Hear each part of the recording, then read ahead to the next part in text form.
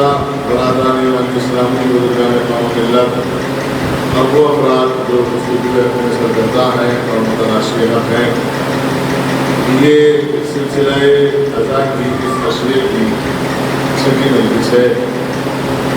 اسی مجلس میں چند گزارشات اور چند معروضات درج کرنا آپ کی خدمت عالیہ میں مقصود ہے۔ آج مجالس میں بھی کسی سبب حاضر نہیں ہو سکا،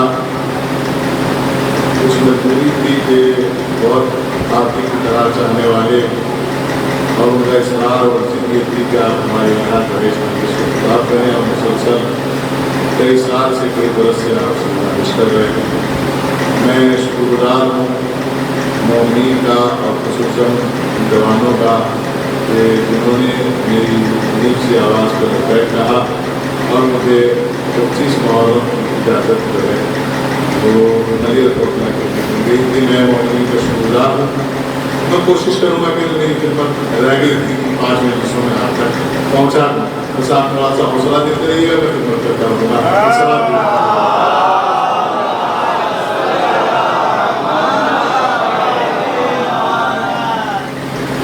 5 مجلسیں ہیں، 5 کا ذکر ہے،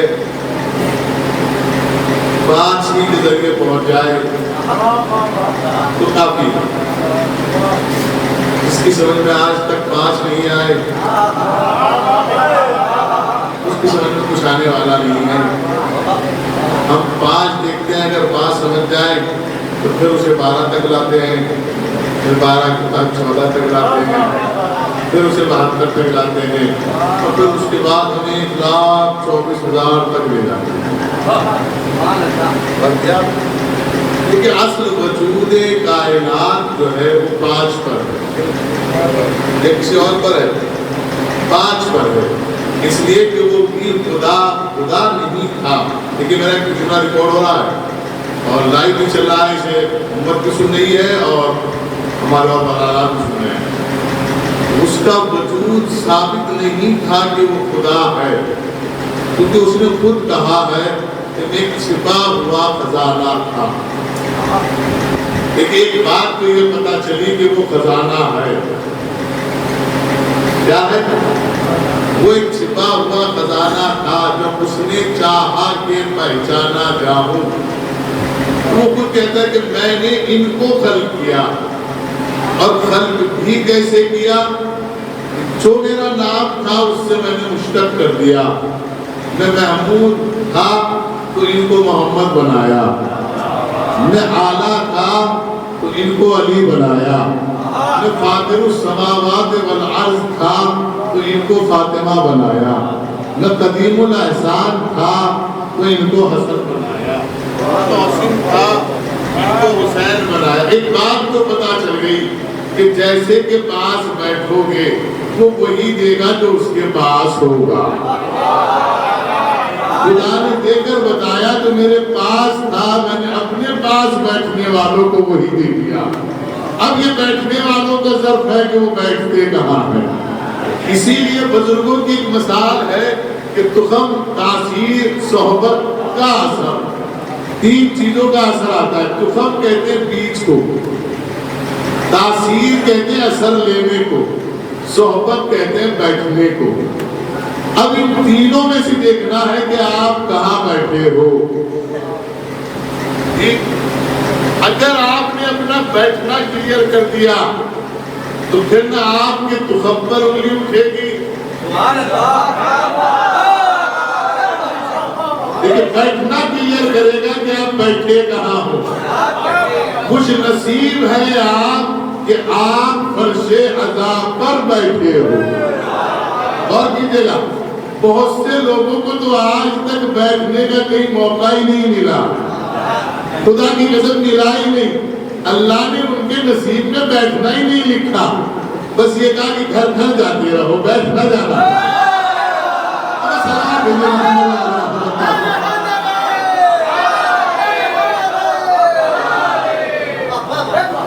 بیٹھنے نہیں لکھا۔ ہمارے لیے اللہ نے دونوں چیزیں دی، بیٹھنے کے لیے فرش آزادی، کھڑے ہونے کے لیے غدیر دیا۔ جتنا دل چاہے کھڑے رہو، اور ایسا نہیں کبھی تم کھڑے کھڑے ہاتھ لٹکائے تھک گئے ہو اٹھا بھی لیا کرو، کیونکہ یہ نبی کی سنت ہے، یہ عام آدمی کی سنت۔ آپ تو پوچھتے ہیں یہ ہاتھ کیوں اٹھاتے ہیں نعرے پہ؟ میں نے کہا اس لیے کہ نبی کی سنت ہے، ہم تو کام ہی وہ کرتے ہیں جو نبی نے بتایا۔ لیکن میرا امت سے ایک سوال ہے، قبلہ تشریف فرمائے، میرا امت سے ایک سوال ہے، مجھے آج تک ابراہیم علیہ السلام کی قربانی میں دمبا سمجھ میں نہیں آیا، اتنا مضبوط تھا کہ آج تک چل رہا ہے۔ جناب آدم کے بیٹے کی قبر بنی تو کعبہ سمجھ میں نہیں آیا، دریا میں صندوق میں رکھا ہوا موسیٰ سمجھ میں نہیں آیا۔ جی سمجھ رہے ہو کہ نہیں؟ مجھے امت میں جس کا دل چاہے سمجھا دے، میں اپنی اصلاح کے لیے تیار ہوں، مجھے یہ بتا دیں کہ کعبہ آیا ٹوٹا، ایک مسئلہ۔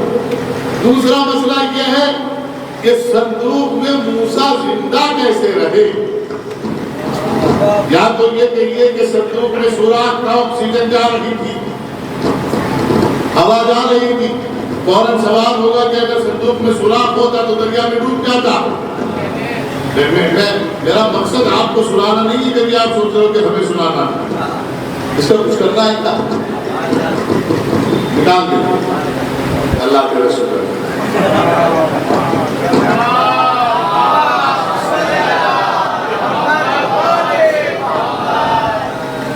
ویسے یہ مولا کا کرم ہے کہ اللہ نے مجھے آواز ٹھیک کی، اس کی مجھے ضرورت نہیں ہے، آپ ساتھ دیتے ہیں، ایک صلوات ہوتے ہیں۔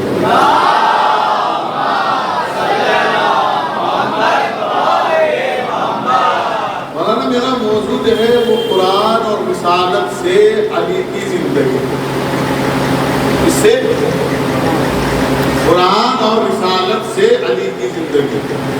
دیکھیے آپ میری تعریف کریں تو کوئی کمال کی بات نہیں، مولانا عرفان صاحب کریں یہ بھی کوئی کمال کی بات نہیں، اسٹاف کا معاملہ ہے کرتی ہو۔ مولانا عرفان کے والد صاحب کریں یہ بھی کوئی کمال کی بات نہیں، لوگ یہ نہ کر سکتے ہیں، زیادی بات تک گھنٹہ گھر تک محدود نہیں، سمجھ رہے ہیں آپ؟ میری تعلیم تقی کریں کوئی کمال کی بات، آپ کریں کوئی کمال کی بات نہیں، اس لیے کہ آپ کا وجود پورے ضلع تک ہی تو ہے، پورے ہندوستان تک تو آپ ہیں نہیں۔ لیکن اگر میری تعلیم سیستانی صاحب کریں، دیکھ رہے ہیں مر جائے وقت اگر میری تعلیم کرے تو میرا معیار کتنا بلند ہوگا کہ جس کو پوری دنیا ہاتھ ملانے کو ترستی ہو وہ اپنے خطبہ جمعہ میں میری تعریف کر رہے ہو کہ طالب علم بہت ذکی ذہن ہے، طالب علم بہت اچھا ہے۔ تو میں نے سوچا کہ کیوں کم برو سلمان و بزر کی زبان سے علی کے فضائل پڑھوں، کیوں کم برو میسمو دمارو مقدادو اور بزر کی زبان سے علی کے فضائل پڑھوں، کیوں نہ پیغمبر کی زبان سے علی کے فضائل پڑھوں، کیوں نہ قرآن کی زبان سے علی کے فضائل پڑھوں۔ اور کر رہے ہیں لہذا ایک صاحب نے مجھ سے کہا مولانا ہمیں ایسی مجلس پڑھوانی ہے جو کسی کی سمجھ میں نہ آئے، نا مسئلہ بڑا کلیئر ہے۔ بانی مجلس نے کہا ہے کہ ایسی مجلس پڑھنا مولانا جو کسی کی سمجھ میں، میں نے کہا بھائی خیریت تو آپ جو کہیں گے وہ دیں گے، لیکن شرط یہ ہے کہ مجلس کسی کی سمجھ میں نہ آئے۔ اب میں 3 دن ہو گئے 4 دن ہو گئے کیا پڑھوں بھائی، کیا پڑھوں کیا پڑھوں کیا پڑھوں، یہ گنا بھی سمجھتے ہیں، مونجی بھی سمجھتے ہیں، گھاٹ بھی سمجھتے ہیں، معراج بھی سمجھتے ہیں، زمین بھی سمجھتے ہیں، آسمان بھی، کہاں پڑھوں؟ پھر مجھے آواز آئی قرآن پڑھو۔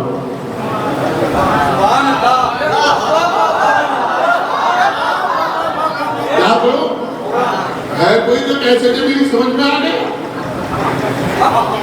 آج تک کوئی کہنے والا نہیں ملا میں قرآن سمجھ گیا، بس یہ کہتے ہیں اشارہ ہے، تفسیر تو ہے نہیں، بس اشارہ ہے۔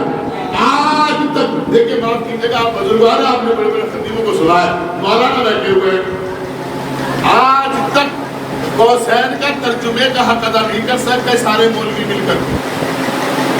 قوسین جبکہ تسنیہ کا صیغہ ہے لیکن جب ترجمہ کرتے ہیں تو یہ کہہ کے رک جاتے تو یہ اس سے زیادہ معراج کا جب فرض آیا تو کیا اس سے کچھ کا تو کیا اس سے دو تو ہونے تسنیہ کا دیا کہ نہیں کہہ سکتے. آج تک کوئی ایسا نہیں ملا دنیا میں, معصوم کی بات نہ کریے گا, آج تک کوئی ایسا نہیں ملا جو الف لام میم کو سمجھا ہو.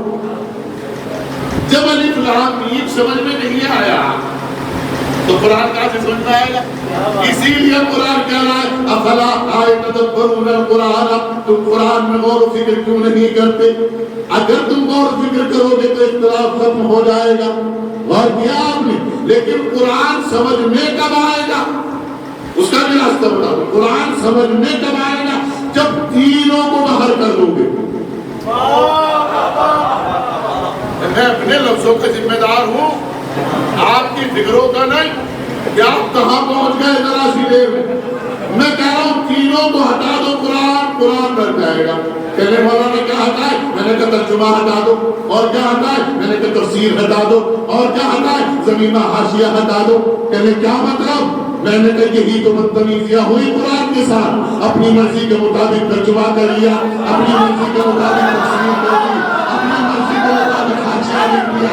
جس کا جتنا علم تھا اس نے اتنا لکھ دیا. امت تفرقے میں مت کے رہ گئی. ارے کاش کے اپنے ابا سے پہلے رسول کی بات مان لی ہوتی. ابا کی بات مان, ابا ہی تو کہہ گئے تھے قرآن کافی ہے, لیکن میرے جج فرما گئے تھے قرآن کافی نہیں ہے. قرآن کو میں سمجھنے کی کوشش کرنا جب تک اس بات کے سامنے زانو میرا جب کہنا کر لوں. میں نے پوچھا یا رسول اللہ قرآن کا استاد کون ہے؟ کہ ان کی تاریخ فیکم الصحیح کتاب اللہ. میں تمہارے درمیان دو چیزیں چھوڑ کر جا رہا ہوں, ایک قرآن چھوڑ کر جا رہا ہوں, ایک اہل بیت چھوڑ کر.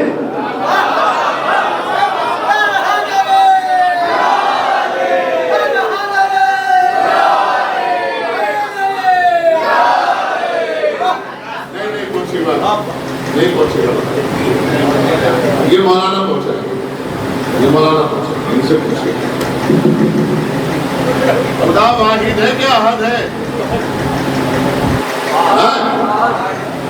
احد ہے, واحد نہیں ہے. خدا واحد ہے کہ احد ہے؟ خدا ایک ہے کہ دو ہیں؟ بتائیے. ترجمے کی تو غلطی ہے. ایک کر دیا خدا کو, کیا کر دیا؟ ایک کے بعد کیا آئے گا؟ دو, اور دو کے بعد کیا آئے گا؟ تین, اور تین کے بعد کیا آئے گا؟ چار. تو آپ نے تو بتا دیا خدا ایک ہے. ایک کے بعد کیا آتا ہے؟ دو. تمہارا ایک ہے, ہمارے دو ہے. ماں ایک اور بڑا تھا, تمہارے دو ہیں, ہمارے تین ہیں. اب بتائیے خدا واحد ہے کہ احد ہے؟ لفظوں کو سمجھیے گا. خدا واحد ہے کہ احد ہے؟ بتائیے کہاں جائیں گے؟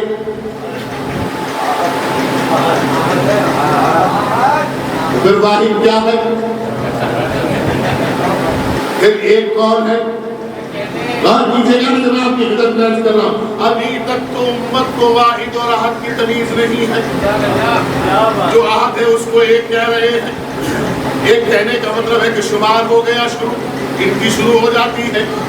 مولا کائنات سے کسی نے پوچھا خدا احد ہے تو واحد ہے؟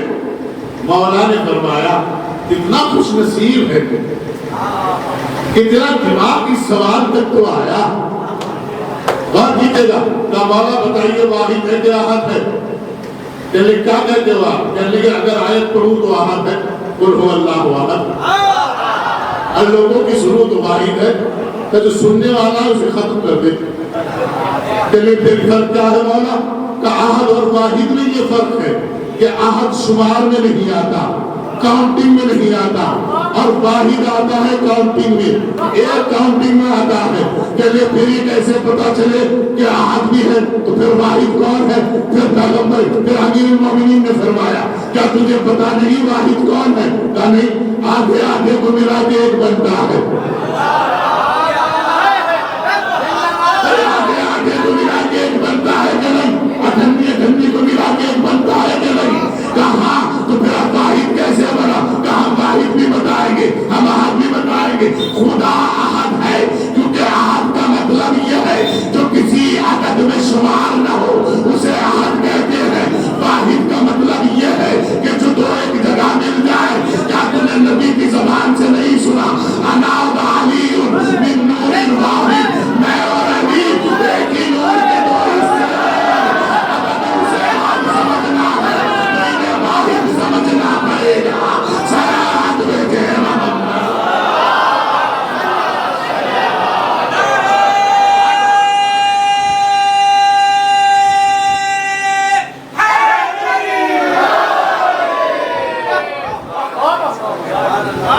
کیمرہ مین صاحب سے گزارش ہے کہ میں صرف لینے آتا ہوں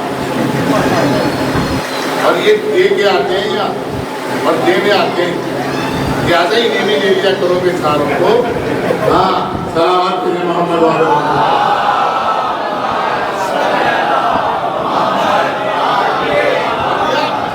اب قرآن کی جب بات آ گئی قبلہ تو قرآن کی آیت میں تو بڑا عجیب جملہ ہے۔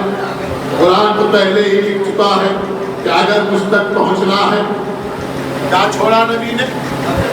قرآن کو چھوڑا، اور اگر آیت کو چھوڑا تو تسمیہ کا مطلب کیا ہے؟ مولانا سے پوچھئے گا تسمیہ کا مطلب کیا ہے؟ جو ہر اینگل سے برابر ہو۔ دو ہونا کمان نہیں، دو ہو لیکن برابر ہو۔ آپ کے پاس کچھ برابر ہے یا نہیں ہے؟ آپ کی آنکھیں تسمیہ ہے، دونوں برابر ہیں، دیکھ رہے ہیں؟ آپ کے نصف تسمیہ ہے۔ تسمیہ کا مطلب ہے کام ہے، تسمیہ کا مطلب ہے کہ برابر کیا ہے؟ جن میں کوئی اوپر نیچے کمی نہ دکھائی اسے کہتے ہیں تسمیہ۔ واحد یعنی اس کے جیسا کوئی دوسرا نہ ہو، جب بھی تو واحد ہے۔ جب تسمیہ آ گیا تو اس کے جیسا واحد نہ رہے۔ غور کر رہے ہیں آپ، میں غور کر رہے ہیں، جو میں آپ کی خدمت میں محنت کرنی پڑے گی، مجھے تھوڑی سی محنت کرنی پڑے گی، کوئی مسئلہ نہیں ہے۔ رات میری ہے، ممبر پہ بیٹھا ہوں، مائک اپنا ہے، جب تک جناب مسلم کا ساتھ دیتے رہو گے تو کوئی مسئلہ نہیں، نماز ہوتی رہے گی۔ جب دل چاہے گا چلتے آنا، مجھے کوئی شکایت بھی نہیں کرتے بیٹھ جاؤں گا۔ صلوات بھیجے محمد والا۔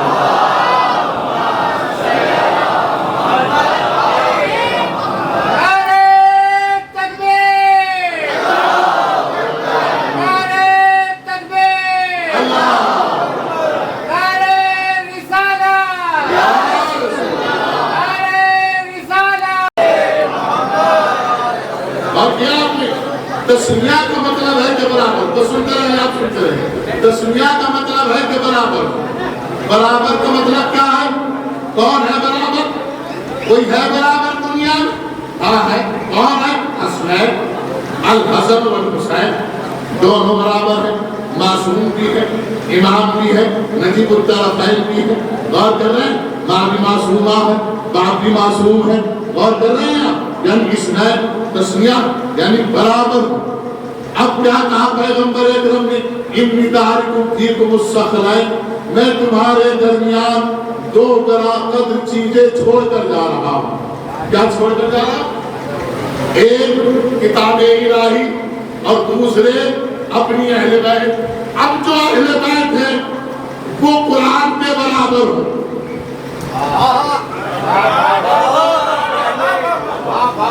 کوئی مسئلہ نہیں، مجھے محنت کرنی پڑے گی، میں کروں گا۔ مجھے محنت کرنے میں شرم نہیں ہے، چوری کرنے میں مجھے شرم آتی ہے، محنت کرنے نہیں آتی۔ اور کسی جگہ میں آپ کی خدمت کروں گا، چوری کرتی نہیں آتی۔ آج کل تو بڑی بڑی چوری کر کے لوگ اڑے کے چلے جاتے ہیں۔ مجھے محنت کرنے کی عادت ہے، کوشش کرتا ہوں کہ محنت کرتا ہوں۔ اہل بیت اگر ہے تو قرآن کے برابر ہو۔ کس کے برابر ہو؟ قرآن کے برابر۔ تو پھر قرآن سے پوچھے نہیں آپ کیا ہے؟ قرآن بتائیے اب دیکھو کھولو قرآن کھولو اپنے گھروں میں جا کے قرآن کھولو. اب جو میں نے قرآن کھولا پہلے ہی صفحے پہ ابھی نہ سورہ الحمد ہے نہ سورہ فاتحہ ہے نہ ام الکتاب ہے نہ ام القرآن ہے. سب سے پہلے لکھ دیا کیا لکھا لا یمسہ الا المطہرون. اس کو نہیں چھو سکتے سوائے اس کے کہ جو پاک ہو. ایک اور کیا آپ نے اس کو وہی چھو سکتے ہیں جو پاک ہو. پاک کا مطلب یہ نہیں کہ وضو کر لو.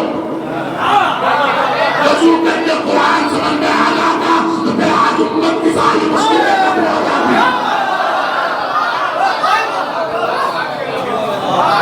بھائی وضو کر کے اگر قرآن سمجھ میں آ جاتا تو پھر ساری امت کی مشکلیں آسان ہو جاتی. قرآن وضو کر کے نہیں, چہرہ دھو کے پاک ہو گئے نہیں, ہاتھ دھو کے پاک ہو گئے نہیں, مساق کر کے پاک ہو گئے نہیں, بلکہ قرآن نے شرط لگائی اسے وہی چھو سکتے ہیں جو پاکیزہ ہو. کیسے پاکیزہ ہو؟ جو ذہن کے بھی پاکیزہ ہو, دل کے بھی پاکیزہ ہو, زبان کے بھی پاکیزہ ہو, ہاتھوں کے بھی پاکیزہ ہو, جسم کے بھی پاکیزہ ہو. ایسے پاکیزہ کے قرآن کو ضرورت نہیں. بھائی کا قتل کر رہے ہیں اور وضو کر کے قرآن کر رہے ہیں اور کر رہے ہیں. یتیموں کا مال جیب میں رکھ رہے ہیں, خرچ کر رہے ہیں اور وضو کر کے قرآن پڑھ رہے ہیں.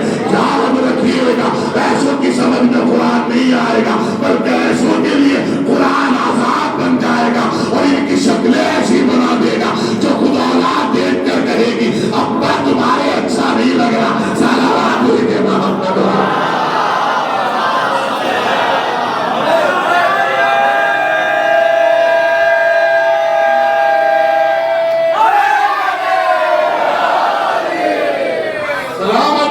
قرآن کو چھوڑنے کے لیے طہارت کی شرط ہے.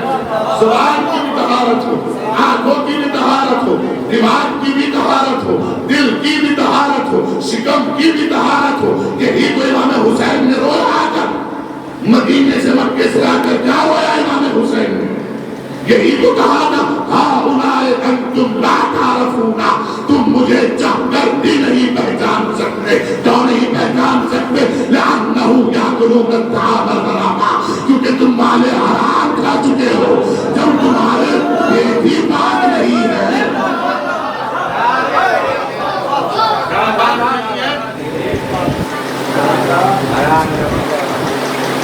کیا بات نہیں ہے, کیا بات نہیں ہے. تو یہ غذا جاتی کہاں ہے؟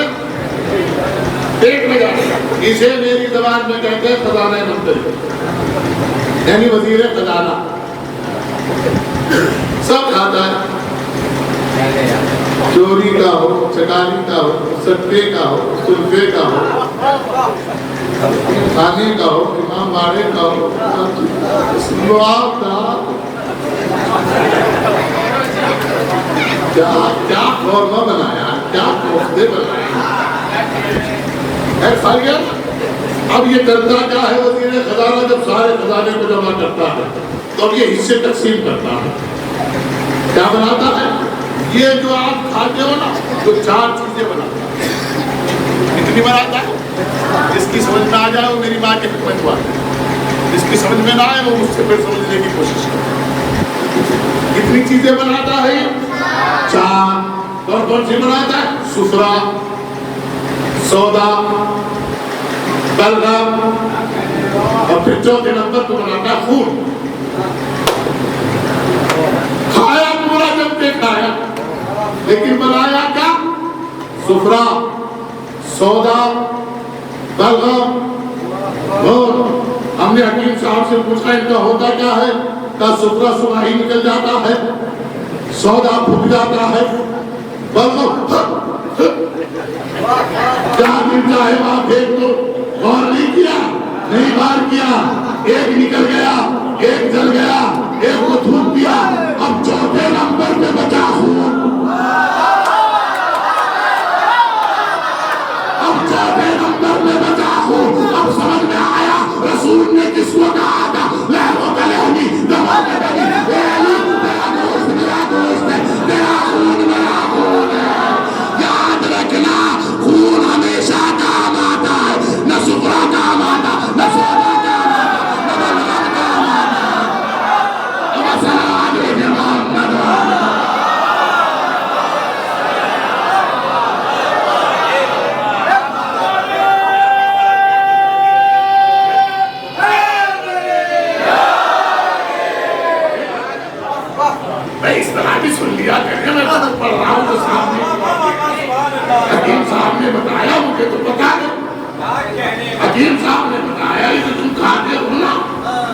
یہ 4 چیزیں بناتا ہے، سپرا بناتا ہے، سودا بناتا ہے، برتن بناتا ہے، اور بناتا ہے، کیا بناتا ہے؟ چھٹی مانگتی حدیث سنی کا اللہ پر۔ امام نے فرمایا زکام کی دوائی 3 دن تک نہ لو،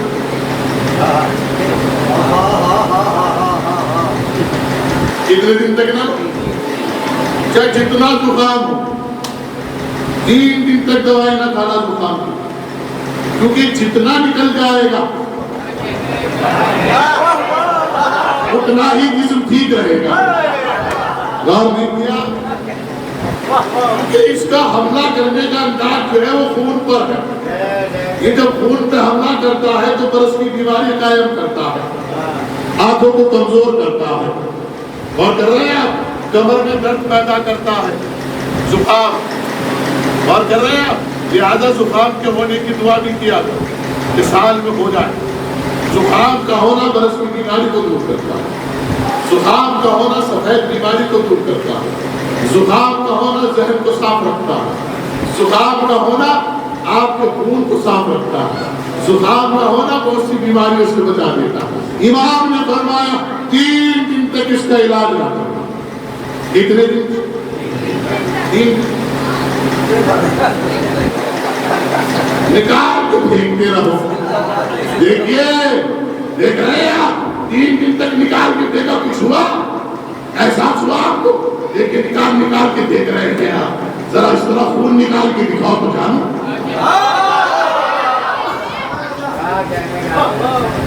کسی بھی اعتبار سے برابر نہیں بیٹھ رہے ہیں، جب کسی بھی اعتبار سے ایک بات سنیے گا، نانا کی طرف ہم متوجہ رہیے گا، ہاں، کیونکہ بچپن کے بعد آپ کسی پہ ٹیک نہیں کر سکتے۔ ہاں، ایک سلام بھیجیے محمد والے محمد۔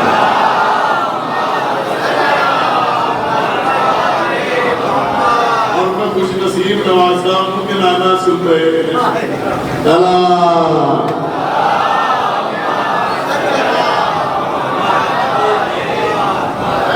دیکھیں، سلامت رہیے، پھر میں آپ کی خدمت میں عرض کروں۔ قرآن کہہ رہا ہے، اس کو کچھ چھوڑ سکتے ہیں جو باتوں، تو اب اہل بیت کیسے ہونے چاہیے؟ جیسا قرآن، تو اب قرآن سے پوچھے کہ قرآن کو کیا پہلی منزل میں نے بتا دیا، اس کے لیے شرط ہے کہ بات، اچھا اہل بیت باتوں باقی جائے، اس کے لیے کیا شرط ہے میاں؟ پھر قرآن سے پوچھے بتا بھائی اہل بیت کیا، تو قرآن نے پھر بڑھ کے بتایا، بسم اللہ الرحمن الرحیم، انما یرید اللہ لیذھب عنکم الرجس اہل البیت ویطہرکم تطہیرا۔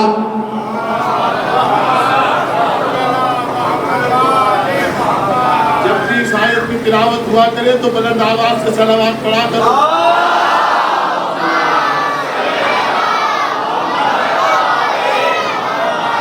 اور کیا آپ نے اہل بیت کی پاکیزگی کے لیے آئے تھے، ہم نے ہر رزق ان سے دور رکھا، اور کیا آپ نے، اب اگر آپ کو فضائل اہل بیت سننا ہے تو ہر اعتبار سے پاک ہو جاؤ، پھر پتا چلے گا کہ کربلا کیا ہے، پھر پتا چلے گا کہ قربانی حسین کیا ہے، پھر پتا چلے گا کہ سفر حسین کیا ہے، پھر پتا چلے گا کہ حسین نے کیا کیا ہے، پھر پتا چلے گا کہ حسین کا مقصد کیا ہے۔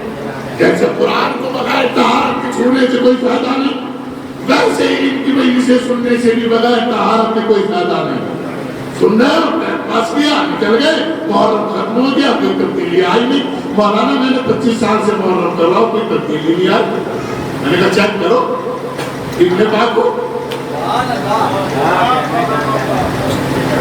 کربلا کا کام ہی یہ ہے کہ وہ ہر سال حور کو بلاتی ہے اور رومال دے کے دل دیتی ہے۔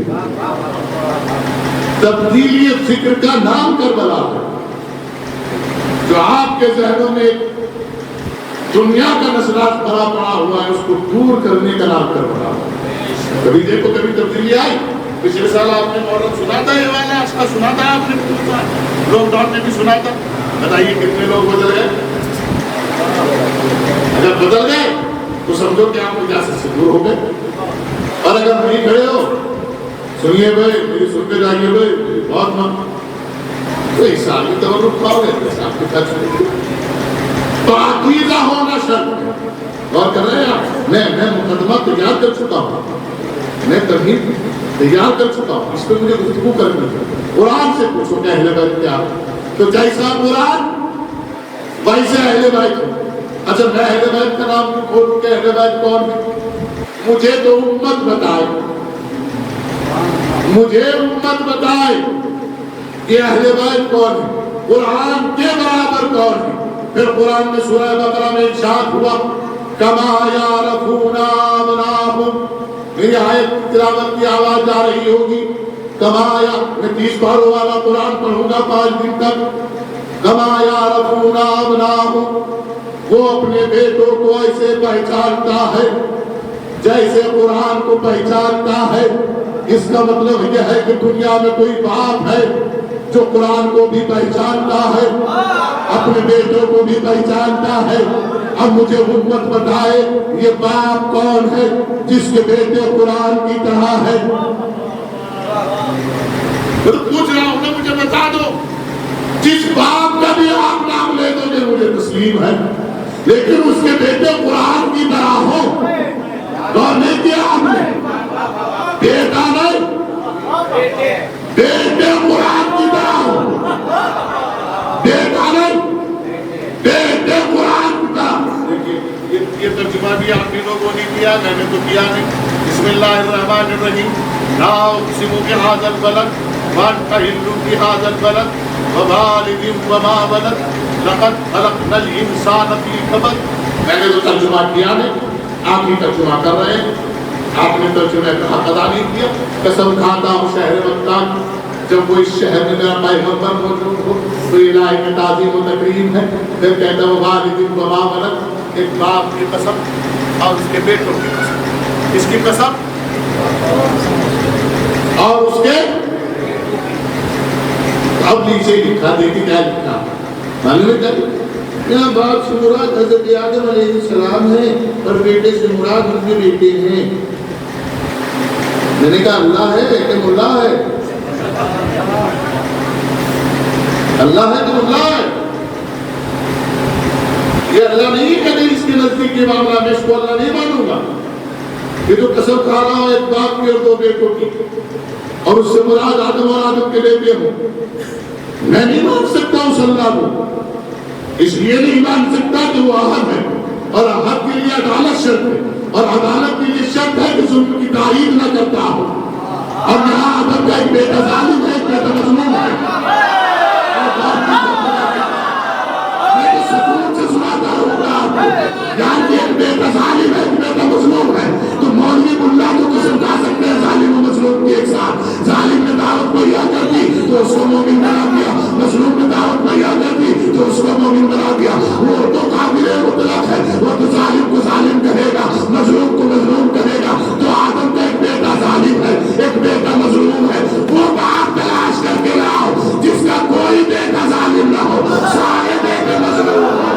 پتا چلا اس باپ کا نام بتائیں گے نہیں، اس لیے کہ جب اس باپ کا نام بتا دیں گے تو ہمیں نہیں آنا پڑے گا۔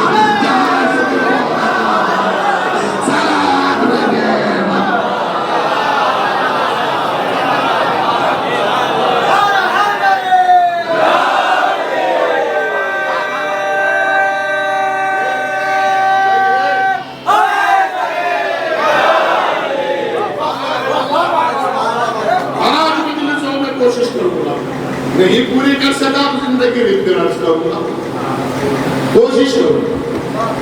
اور میں آپ کی خدمت میں یہ بھی عرض کرتا ہوں کہ اس خمسے کے پاس میرے پاس کوئی تاریخ بھی خالی نہیں، 8 نہیں 10 ربیع الاول تک، 10 ربیع الاول تو مجھے جوہر پور صاحب کو میں چہروں پڑھنا، 8 ربیع الاول تک ملیر کوٹلہ میں پڑھنا، اور اس سے پہلے مجھے بجنور پڑھنا۔ میں بھی آپ کو عرض کر دوں، کبھی آپ لوگ ایک قصہ اور رکھ رہے ہیں، زندگی نہیں تو پھر عرض کرتے ہیں، واقعی جگہ میں آپ کی خدمت میں عرض کر رہا ہوں، جو قرآن ہے وہی اہل بیت ہے۔ میں اہل بیت کا نام بھولوں گا نہیں، مجھے تو امت بتائے، نہیں تو میری مان لے۔ کوئی باپ ہے ایسا جس کا کوئی بیٹا ظالم نہ ہو؟ اللہ تبارک و تعالی ہمیں آپ بتا دیجئے، ہماری سمجھ میں نہیں آ رہا پروردگار تو اس کا کوئی سا بیٹا کہاں آیا کچھ پتا تو چلے. تو اس نے پھر آگے بڑھ کے کہا لقد خلقنا الانسان فی کبد. لیکن وہ قرآن سے باہر نہیں جاؤں گا. آپ کی مجھے داد دیں یا نہ دیں, لفافہ دیں یا نہ دیں, کھانا دیں یا نہ دیں, لیکن میں نے موضوع قرآن اور اہل بیت چھیڑ دیا ہے. جن کا میں نے موضوع چھیڑا ہے وہ رزق اتنا دیتے ہیں کہ تبرک ہی نہیں کھا پاتا. ہاں پھر میں آپ کی خدمت میں عرض کر رہا ہوں, میری بات غور سے سنتے رہیے گا, اس لیے کہ پوری دنیا مجھے سن رہی ہے. کیا کہا قرآن نے؟ لقد خلقنا الانسان. اگر آیت میں اللہ یہ کہہ دیتا لقد خلقنا الولد, میں نے ایک بیٹے کو پیدا کیا, اس نے کہا لقد خلقنا الانسان. یہ نکاح آدم, یہ نکاح ابراہیم, یہ نکاح اسحاق, یہ نکاح ایوب, یہ نکاح یونس. اس نے کہا لقد خلقنا الانسان. خدا کی قسم اگر اس طرح قرآن سننے لگو, ہے کوئی امت میں جو آگے کہتے کہ مجلسوں میں کیا ہوتا ہے, ہم بتائیں گے کیا ہوگا, ہم سے پوچھو کیا ہوگا, ہم سنائیں گے تمہیں کیا ہوگا. آپ یہی تو کہتے ہو گھروں میں بیٹھ کے کہ ان کے یہاں قرآن نہیں پڑھا جاتا. ہم بھی یہی کہہ رہے ہیں اپنی قوم کو کہ یہ قرآن سنتے نہیں ہیں. جس دن قرآن سننے لگے گی امت, اس دن ناچتا بھٹکنا بھول جائے گی اور صراط مستقیم پر آ جائے گی. پھر قرآن سنیے گا, تسلی سے سنیے گا, پھر قرآن سنیے گا. اور کر رہے لقد خلقنا الانسان فی کبد. ہم نے انسان کو پیدا کیا کبد پر. کاہے پر پیدا کیا؟ کاہے پر پیدا کیا؟ اب پتہ نہیں آپ میں سے کوئی سعودیہ رہتا ہے, مکے میں رہتا ہے, مدینے میں رہتا ہے, مجھے نہیں پتا, لیکن میں بتا رہا ہوں. قبضہ کہتے کلیجے کو, کس کو؟ اور کلیجہ ہوتا ہے سینٹر پوائنٹ آف باڈی. جی, اس کا کلیجہ مضبوط, اسے کوئی ٹینشن نہیں, چاہے ہاتھ بھی کمزور ہو, چاہے پیر بھی کمزور, کلیجہ مضبوط ہے. بات کر قرآن کیا کہہ رہا, لقد خلقنا الانسان فی کبد. ہم نے اس کو کبد میں پیدا کیا. ہم نے یہ نہیں کہا بیٹے کو پیدا کیا, ہم نے اس انسان کو کبد میں پیدا کیا. بات کر رہے ہیں, کس کو پیدا کیا؟ اس انسان کو. کون ہے وہ انسان؟ کہاں پیدا کیا؟ کبد میں پیدا کیا, سینٹر میں پیدا کیا. اب امت اپنے گھر گھر میں جا کر پوچھ کر بتائے کہ یہ بتائیے کہ سینٹر کہاں ہے.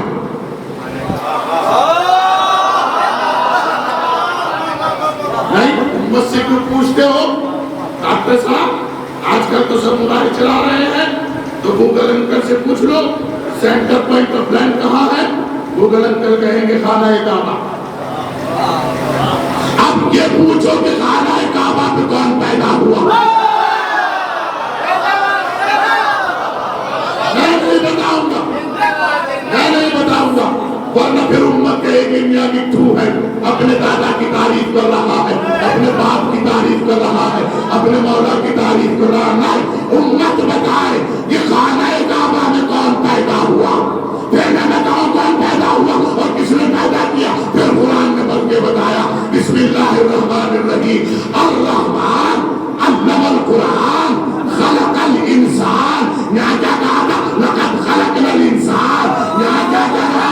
خلق الانسان علمہ البیان. میں رحمان ہوں. کیا ہوں؟ میں کیا ہوں؟ تو رحمان کیا دے گا؟ رحم. کیا دے گا رحمان؟ رحم دے گا کہ نہیں؟ رحم دے گا. کوئی مثال آ گئی ذہن میں جو میں آپ کو سنانا چاہتا ہوں.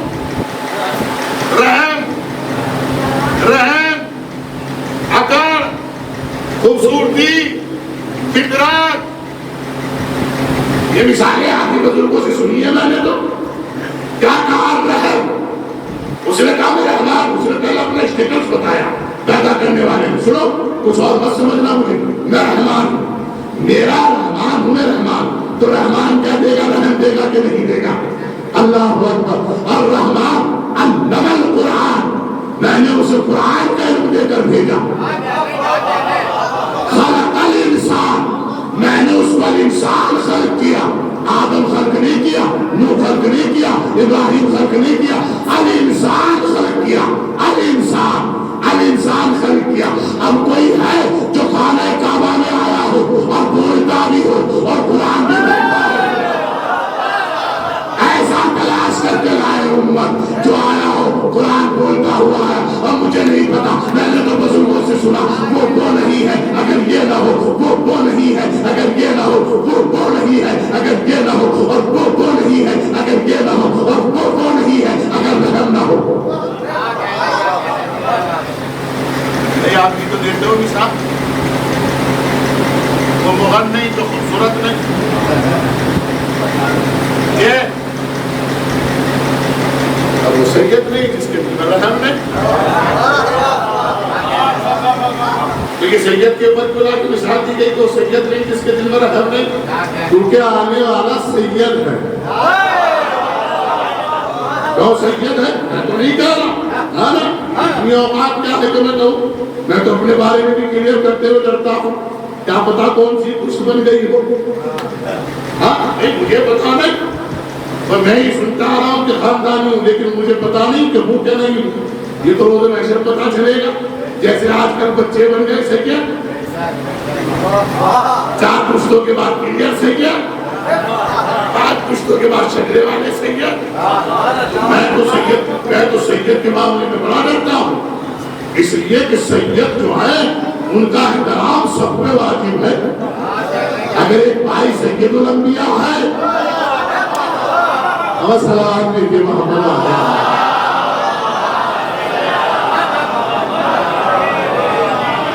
कभी कभी तुम्हारा दिल करता है क्या मामा बदल, लेकिन मौला का कौल सामने आ जाता है, दाखिलुन नस्ल और खारिजुन नस्ल दोनों पे लानत है। जो अपने आप को सैयद होते गैर सैयद कहे उस पर भी लानत, और जो गैर सैयद होते अपने आप को सैयद कहे इस पर भी लानत। तो डर लगता है, मैं सोचता हूँ कभी कभी कि अगर मेरे सर पे सफेद अमामा होता फिर बताता कि मकाम सैयद क्या है, फिर बताता कि औलाद फातिमा का मकाम क्या है, फिर बताता कि औलाद अली का मकाम क्या है। अल्लाह अकबर। अब लोग हमें कह देते हैं ऐसा किरदार भी तो होना चाहिए। मैंने चुप डरता हूँ, बताऊँ तो क्या बताऊँगा तो कहेंगे लोग अपनी तारीफ कर रहा है, लेकिन एक जुमला कह दूंगा अल्लाह रहम दिल है। अल्लाह नहीं उसके दिल नहीं, वो रहमान उसने रहम दिल भेजा, उसने रहम दिल भेजा। अब समझ में आया मौलाना रहम दिल होने की कोई मिसाल दी थी? मैं तो बहुत सारी मिसालें दे दूंगा, एक आदमी की मिसालें मेरे पास बहुत सारी नहीं। तलवार मारी, जर्ब लगी, बच्चों को आगे का एक ही मारना, मैं भी आपके तमाचा मार दूं, अभी मालूम है क्या नहीं करवाना तो जाके छोड़ना मत मारना, मारते रहना जब तक मर न जाए। क्योंकि आपके अंदर गुस्सा था, आपके अंदर जहालत थी, उनके अंदर इल्म था, उनके अंदर शुजाअत थी। उन्होंने कहा बस एक ही मारना, अगर मारो भी तो एक ही मारना। क्या मारना? आज पता नहीं कैसे लोग हैं, अगर किसी ने किसी के एक मार दिया तो आगे खड़ा हाथ ही नहीं रुकता, और फिर कहते हैं तो मौला के चाहने वाले। मौला तो फरमा गए जब किसी ने मार दिया है तो बस एक ही मारो। और कर रहे हैं फिर मैं आपकी खिदमत में ताकत दिखाने लगती है। याद रखिएगा ये ताकत जिंदगी के सवाल का रास्ता, शुजाअत को अपना। ताकत का गुरूर ये है कि वो जहाँ चाहती है वहाँ बिखर जाती है, और शुजाअत का कमाल ये है कि वो गुस्से को पी कर भी खामोश रह जाती है। सलाम ताकत नहीं दिखाते, शुजाअत दिखाते हैं, और शुजाअत उसके पास होती है जिसके पास इल्म होता है, और ताकत उसके पास होती है जो जाहिल होता है। पैगंबर की हदीस है कि मुर्दा और जाहिल दोनों बराबर है। तो कैसे या नबी अल्लाह का मुर्दा मरने के बाद करता है, जाहिल जिंदा करता है। तो कौन है उसको तलाश करके लाओ जो जमीन के सेंटर पे पैदा हुआ, और फिर कुरान में बताया कि उसको हमने बोलने वाला पैदा किया, और फिर कुरान में बताया कि हमने उसे कुरान दे के भेजा। अल्लाह अकबर। कभी कभी ایک سوال ڈال دوں، وقت ہو گیا زندگی رہی تو میں رکھ کروں گا. ایک سوال ڈال دوں، نبی کی رسالت کا اعلان کب ہوا؟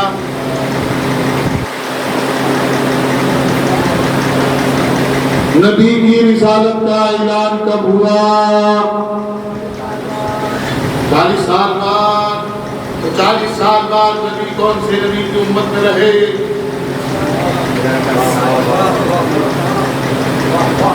یہ اپنی بات کرو تو نبی بات کا جواب دو.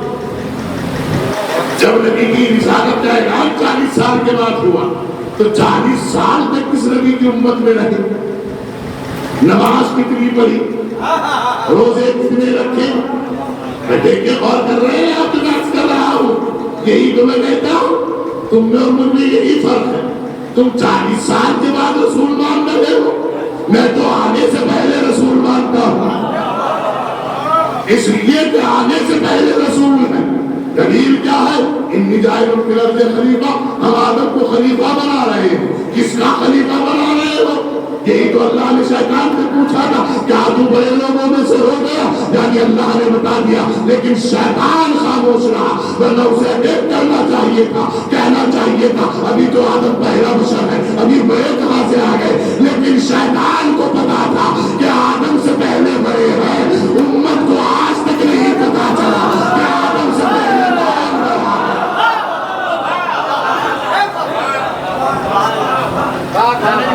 میں تو قرآن سے مجھے تو اہل بیت قرآن کے برابر چاہیے.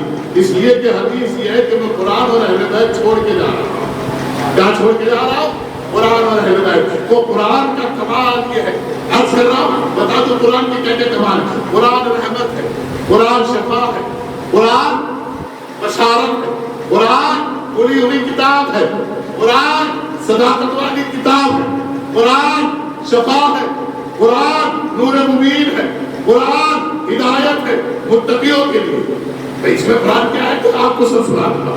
قرآن یہ ہے، قرآن یہ ہے، قرآن یہ ہے، قرآن یہ ہے. اب اہل بیت بھی وہی ہونے چاہیے. جو بھی اہل بیت لے آؤ قرآن کے مطابق میں انہیں کو مان لوں گا. قرآن کیا ہے؟ قرآن نے کھلی ہوئی کتاب. سورہ یاسین نے کہا وَكُلَّ شَيْءٍ فِي أَحْصَيْنَاهُ إِمَامٍ مُبِينٍ، اور ہم نے ہر چیز کو امام مبین کے اندر سمو دیا.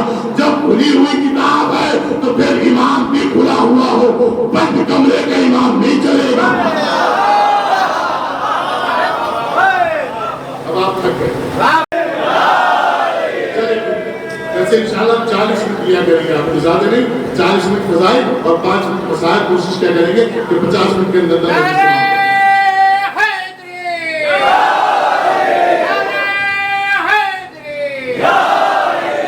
قرآن کھلی ہوئی کتاب ہے کہ نہیں ہے؟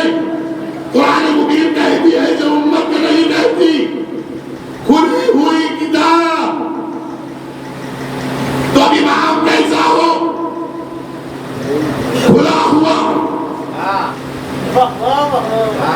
کیونکہ قرآن کو کہہ رہا ہے سورہ یاسین میں کل شیء فی احصیناہ امام مبین، ہم نے ہر چیز کا احاطہ کر دیا کھلے ہوئے امام میں. کون سی امام میں؟ اب تم مجھے بند کمرے کا امام لا کے دو تو کہاں ملے گا قرآن اس کو؟ مجھے تو کھلا ہوا امام چاہیے، کہیں سے بھی لا کے دو. نہیں ملتا تو میرے پاس آ جاؤ. اگر تمہیں کھلا ہوا نہ تو اپنی ماں کی زندگی کے لیے مجرم، اور اگر تم نہ مانو تو تمہارا مقدر. بھائی تو کتاب کھلی ہوئی ہے تو امام بھی کھلا ہوا ہو. نہیں بات کیا آپ نے تو مولانا کھلا ہوا کیسا؟ میں گھر میں نہیں، بھیڑ میں نہیں، میدان میں دکھاؤ میں کھلا ہوا. اور نہیں کیا کوئی ایسا امام ہے امت میں جس کو کھلے ہوئے میں اٹھا کر دکھایا ہو؟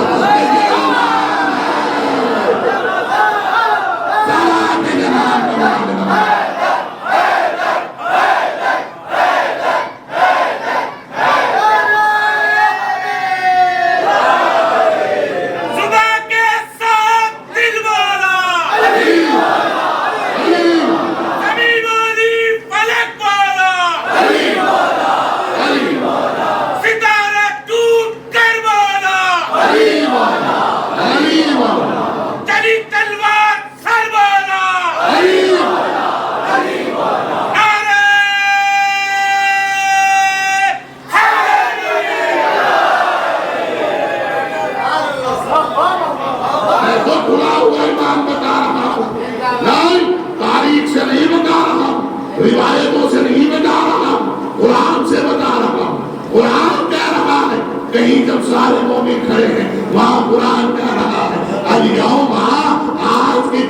میں نے تمہارا دین کامل کر دیا،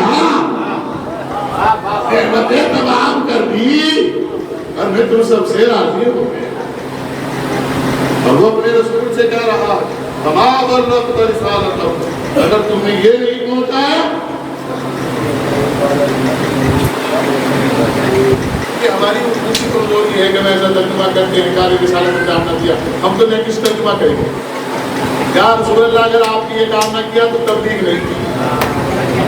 اب لوگ کہتے ہیں تبلیغ پڑھو، تو تبلیغ تو ولایت علی کا نام ہے، اور کیا آپ نے تبلیغ ہے ولایت علی کو پہنچانا۔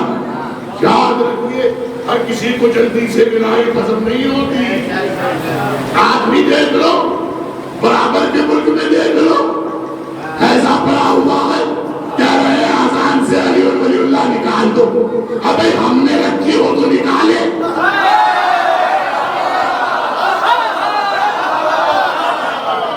اگر ہم رکھتے تو نکالتے، لیکن ہم تو تمہیں بھی نہیں کہتے کہ جو تم نے رکھ دیا وہ نکال دو۔ سلام میرے محمد علیہ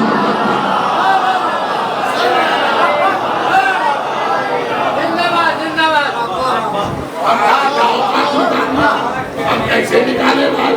ہم نہیں نکال سکتے، ہم رکھتے تو نکالتے، ہم نے تو اس کو نہیں نکالا آج تک جو تم نے رکھ دی۔ یہ نکالا، نکالو۔ جس کو اللہ نے رکھا ہو، جس کو رسول نے رکھا ہو، اس کو تم نکلوا رہے ہو۔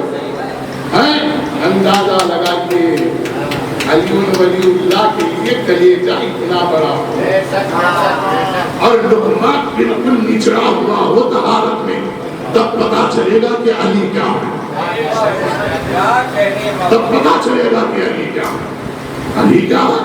ذرا سے فضائل پڑھ دو تو کر کر دیکھنا پورے میرٹھ میں پورے دلی تک خبریں پہنچ جائیں گی۔ اخباری ہو گیا، فصیح حیدر اخباری ہو گیا، کئی سال ہو گئے اخباری عبادت کے، اللہ کی قسم۔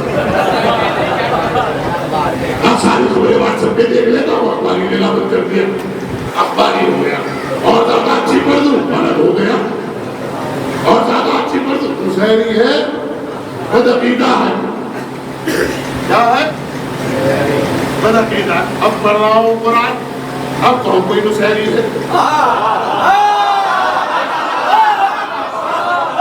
اب پڑھ رہا ہوں قرآن، اب کہوں کوئی ملنگ ہے، کیونکہ جس نے قرآن میں ایک رتی برابر شک کیا اس کی دنیا بھی جہنم ہے، آخرت بھی جہنم ہے۔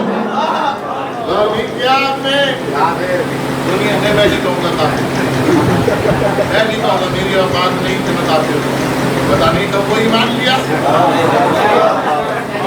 میں تو کوئی صاحب نہیں بتایا ہے، کافر کو بھی کافر نہ کہو، کیا پتہ کبھی مان لیا ہے؟ میں نے کہا واہ کیا جملہ ہے، کافر کو کافر نہ کہو اور ایمان کو کافر کہتے آ رہے ہو آج سے۔ یہ کہتے ہو کہ کافر کو کبھی کافر نہ کہو، کیا پتہ کبھی ایمان لے آئے، اور جو مکمل رسول لے گیا ہو وہ آج تک ایمان نہیں لایا۔ کیا کمال ہے میاں، خود ہی کرو اور خود ہی سمجھو اور خود ہی سمجھاؤ، کبھی ہمارا بھی سہارا لے لیا کرو۔ ہمارے لیے اللہ نے دو ہاتھ پیر دیے ہیں، تھوڑا سا نکال دیا ہے۔ کھلا ہوا امام چاہیے، کون ہے کھلا ہوا امام؟ میں نام نہیں بتاؤں، میں نہیں بتاؤں گا، مجھے تو امت بتائے کون ہے کھلا ہوا امام۔ اور امام ایسا نہیں چاہیے جو 25 سال ہو گیا نگر میں نماز پڑھا اور اس کے بعد مر جائے، کنٹینیو امام چاہیے، کنٹینیو چاہیے، جو ایک لمحہ کو بھی دور نہ ہو۔ میں ان کو امام نہیں مانتا جو 10,000 سے تنخواہ سے شروع ہوتے اور 15,000 پہ بھاگ جاتے ہیں۔ مجھے تو وہ امام چاہیے کہ چاہے امت جہاں بھاگ جائے لیکن امام اپنے منصب کو نہ چھوڑے۔ اور کیا آپ نے چاہے طلحہ و زبیر کہیں بھی چلے جائیں لیکن وہ امام رہے، چاہے بھابھی کہیں بھی آ جائے لیکن وہ امام رہے، 25 سال گھر میں رہے لیکن امام رہے۔ ایسے امام رہے، ایسے امام رہے کہ جب پوری امت ادھر ادھر بھٹک کے آنا ہے، بھٹک کے آنے کے بعد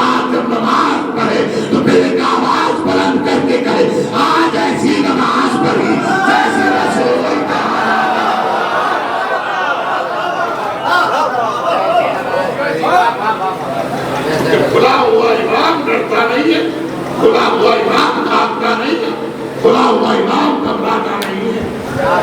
اور کیا آپ نے کھلا ہوا امام چاہیے اور ہر دور میں چاہیے، وہ اور امام ہے جو آدم کے بعد آئے، میرا ان پہ یقین نہیں ہے، جو نوح کے بعد آئے، میرا ان پہ یقین نہیں ہے، جو خاتم النبیین کے بعد آئے، میرا تو ان اماموں پہ یقین ہے جو خلقت کائنات کا وجود بن گیا۔ کہو گے مولانا کون سے ایسے امام ہے؟ میں نے کہا پھر حدیث سنیے گا، من ماتا بلم یاری امام زمانے میں ماتا بھی جاہلیہ، جو مر گیا اور اپنے وقت کے امام کو نہ پہچانا، وہ جہالت کی موت مرا، وہ جہالت کی موت مرا۔ تو اب یہ بتاؤ حابیل کے بارے میں کیا خیال ہے، قابیل کے بارے میں کیا خیال ہے، نوح کے بیٹے کے بارے میں کیا خیال ہے، نوح کے بارے میں کیا خیال ہے، ابراہیم و اسماعیل کے بارے میں کیا خیال ہے، ایوب و یونس کے بارے میں کیا خیال ہے؟ سمجھ میں آیا؟ کسی بھی دور میں امام اگر ادھر ادھر ہو گیا اور تم نے نہیں پہچانا تو جہالت کی موت ہے، کفر کی موت ہے۔ اب یہ بتاؤ آدم کا امام کون ہے، نوح کا امام کون ہے، ابراہیم کا امام کون ہے، اسماعیل کا امام کون ہے، ابراہیم کا امام کون ہے، اسحاق کا امام کون ہے؟ اب سمجھ میں آیا مولانا روم کا سوال؟ مولانا روم نے یہی تو کہا تھا، ہم آدم ہو، ہم شیش ہو، ہم ادریس ہو، ہم ایوب، ہم یونس ہو، علی بودو آدم تھا تب بھی علی تھا، نوح تھا تب بھی علی تھا، ابراہیم تھا تب بھی علی تھا، اسماعیل تھا تب بھی علی تھا، کشتی کو بچانے والا کوئی اور نہیں تھا، یہ علی تھا جو ساحل پہ لگا رہا تھا، سارا رات پہ جب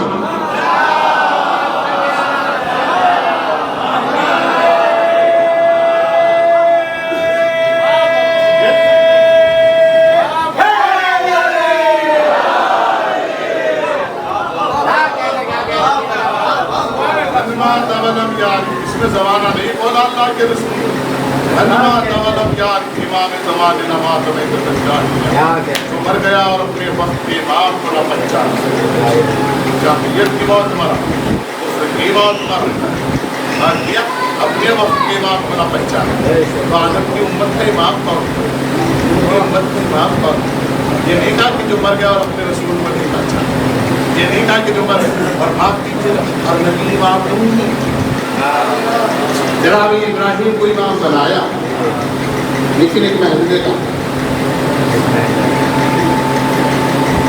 بنایا، مخلوق میں ایک محلہ ہے، نام تھا دادا بجاننا، ہم نے تمہیں بنایا امامہ، اس کون سے امام بنایا؟ ناس لوگوں کے لیے بنایا، کس کے لیے بنایا؟ ہاں بس لوگوں کے امام ہوا، only men not women۔ سنو لوگوں کے ہو، چنار کے نہیں ہو، اس امام کو تلاش کر کے لاؤ جو قرآن کہہ رہا ہے وَمَا خَلَقْتُ الْجِنَّ وَالْإِنسَ إِلَّا لِيَعْبُدُونِ، میں نے جنات اور انسان کو خلق نہیں کیا مگر سوائے اس کے کہ وہ میری عبادت کریں۔ عبادت کے لیے مرجع کا ہونا ضروری ہے، عبادت کے لیے مسائل کے جاننے کے لیے مولوی کا ہونا ضروری ہے، ان کے لیے امام کا ہونا ضروری ہے۔ کوئی ہے ایسا امام جو انسانوں کے بھی مسائل حل کر رہا ہو اور جناتوں کے بھی حل کر رہا ہو؟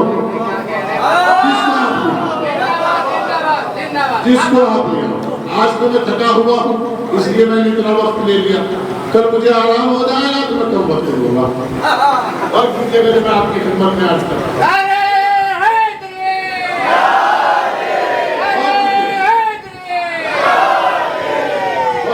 میرے دوستوں جو میں آپ کی خدمت میں عرض کر رہا ہوں، وہ امام لاؤ جو جنات اور انسان کے دونوں کے مسئلے حل کر سکے۔ امام بہت آئے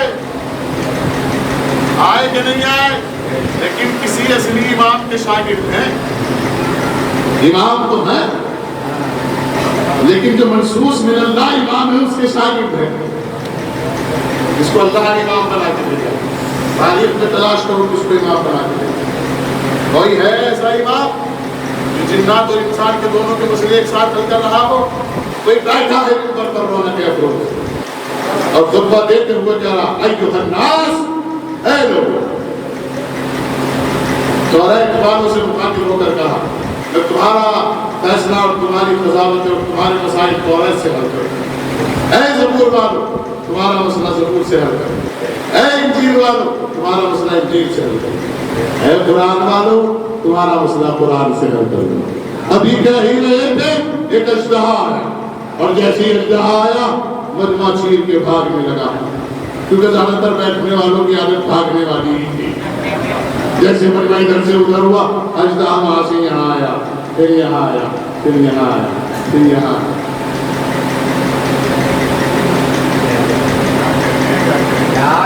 کیا کہہ رہے ہیں؟ زندہ باد زندہ باد زندہ باد۔ لوگوں نے پوچھا مولا آپ کو دور سے ڈر نہیں لگا؟ وہی ایک اور بیٹھا تھا، کونی بات کرو، اب تو جوان ہے، جب بچے میرے کو تمہیں نہ لیا تو بچپن میں نہیں ڈرے تو اب کیا ڈریں گے؟ پوچھا مولا یہ کون ہے؟ کہا یہ جنات کے قبائل میں سے آیا تھا اور اس کے گروہ میں کوئی مسئلہ تھا، وہ یہ پوچھنا آیا تھا کہ انسانیت کا کیا حکم ہے۔ ایک ہی وقت ہے جو ناس کے بھی مسائل حل کر رہا ہے اور جنوں کے بھی مسائل حل کر رہا ہے۔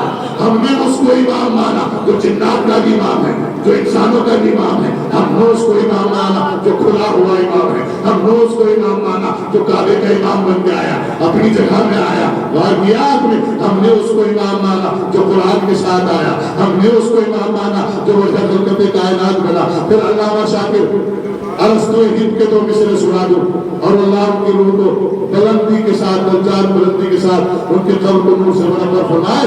علامہ ارسطو ہند کے تو مصرے ہیں، وہ کہہ کر گئے تھے علامہ شاکر صاحب ارسطو ہند میری نگاہ میں ایک ایسے متدین اور کامل عالم تھے کہ مجھے پتہ نہیں صدیاں لگ جائیں گی، شاید کوئی موت بھی واقع ہو جائے، لیکن ایسے عالم مجھے دکھائی نہیں دے کر رہے۔ اللہ کرے کہ ایسے عالموں کے ہمارے پاس سلسلے جاری رہے۔ ان کا دو مصرے سنا رہا ہوں، وہ کہہ گئے تھے کچھ عجیب مسئلہ ہے خدا کے سمجھے، انہوں نے کہا یہ لفظ کن کہا کس نے نہرا ہو مہی تک، یہ لفظ کن کہا کس نے نہرا ہو مہی تک، زبانیں ہم کہا بھی ہے درے کرار سے کہتے ہیں۔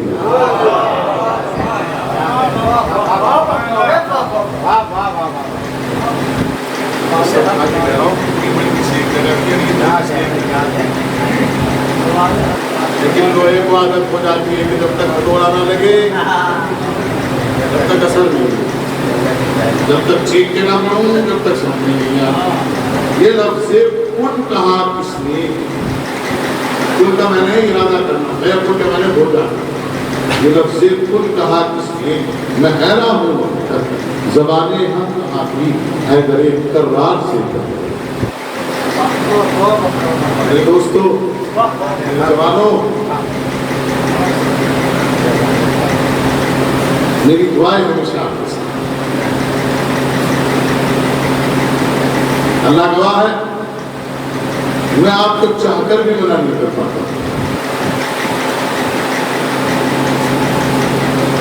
میں چاہ کر بھی منع نہیں کرتا آپ لوگوں کو جوانوں، اس لیے کہ تم علی اکبر کیا چاہتا ہو۔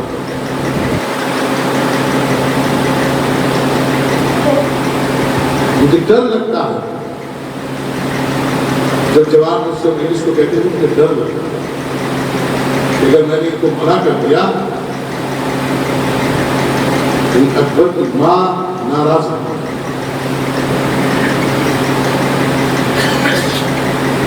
میری اللہ وہ نماز قبول نہ کرے جس میں جوانوں کے حق میں دعا نہ کروں۔ یہ تین دعائیں ایسی ہوتی ہیں جن کو میں بالکل فراموش نہیں کرتا، ایک اپنی ماں اور علماء کے لیے، سب سے پہلی دعا میری علماء اور ماں کے لیے ہوتی ہے، دوسری دعا میری جنت البقیع کے لیے ہوتی ہے، اور تیسری اور آخری دعا میری جوانوں کے لیے ہوتی ہے۔ اس لیے میں نے اپنے شہر میں یہ اعلان کر رکھا ہے کہ اگر کسی کا جوان مرے تو کوشش کیا کرو کہ مجھے خبر بھی نہ کیا کرو، کوشش کیا کرو کہ مجھ سے سوئب کو مجلس کی ہمت نہ کرو، کہیں ایسا نہ ہو تو مجھے منع کرنا پڑے، اس لیے کہ جوان کا سوئب کرنے کے لیے میرے اندر طاقت نہیں ہے کہ میں جوان کا کچھ نہ کچھ اچھی تعلیم ہے. روایت میں ازا کے مطابق 6 تاریخ کو جناب علی اکبر کے مسائل پڑھی. مجھ سے بچوں نے کہا کہ آپ جناب علی اکبر کے مسائل پڑھیں. دعا کرو کہ میں پڑھ سکوں, دعا کرو کہ آپ سن سکیں.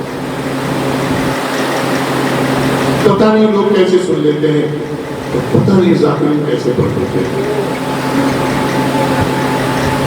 کوئی جناب علی اکبر کے مسائل پڑھ کر تھوڑی دیر کے لیے شام میں جناب زینب کی زری کے قریب جا کر بیٹھ گئی تو پتہ چلے گا کہ کیا پڑھا ہے.